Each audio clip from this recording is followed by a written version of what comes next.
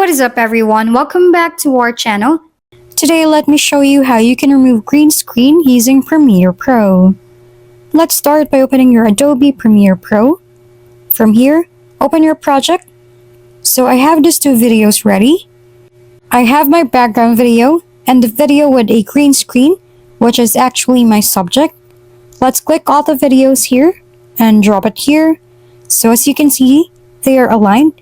What we want to do is to drag this green screen on the top of our cover video. After that, navigate to your right and go to the Effects tab. After that, search for the Ultra key right here.